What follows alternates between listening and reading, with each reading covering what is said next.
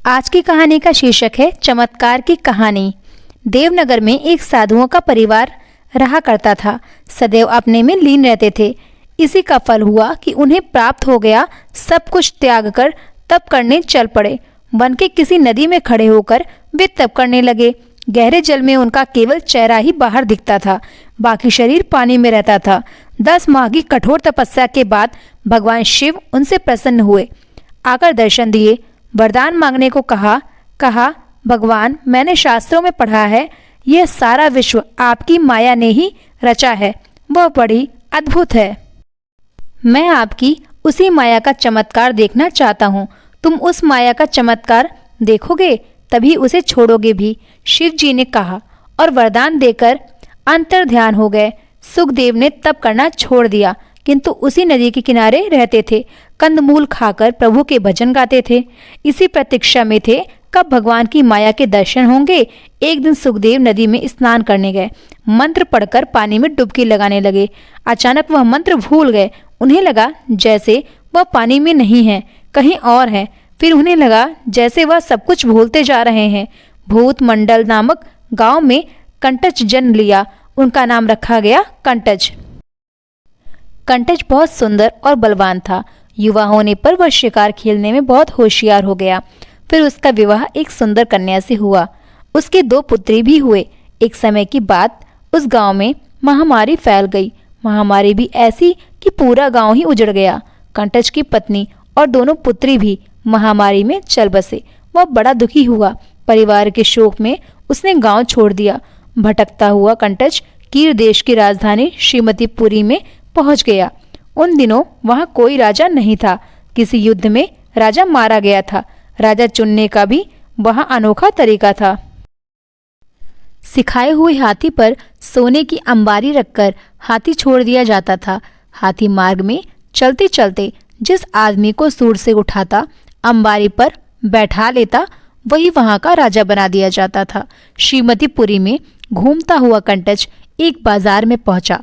उसी समय हाथी भी सामने से आ रहा था। कंटज को देख हाथी उसके पास आकर रुका। फिर सूर से उठाकर उसे अंबारी पर बैठा लिया। नए राजा को पाकर दरबारी जय जयकार करने लगे। मंगल गीत गाए जाने लगे, बाजे बजने लगे। कंटज ने अपना असली नाम छिपा लिया, अपना नाम गवल बता दिया। शुभ मुहूर्त में कंटज का रास्ते लग कर दिया गया।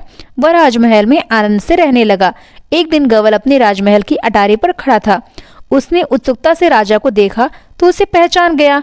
वहीं से चिल्लाकर कहा, अरे कंटज, तुम यहाँ आकर राजा बन बैठे। चलो, बहुत अच्छा हुआ। अब तक कोई राजा नहीं बना था। मंत्री और सेनापति भी राजा के पास खड़े थे।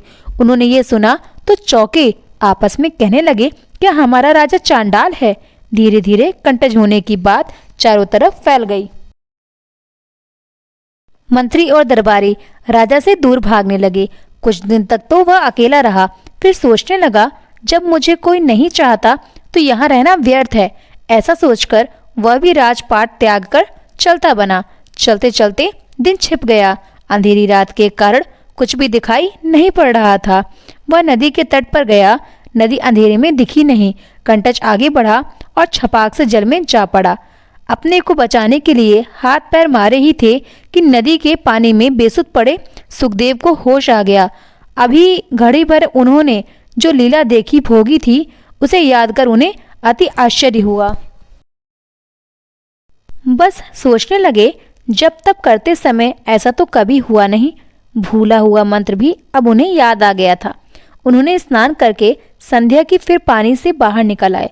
फिर विचारने लगे, ऐसा तो सपने में भी होता है। हो सकता है वह सपना हो, उसी में मैंने सब कुछ किया हो, भोगा हो।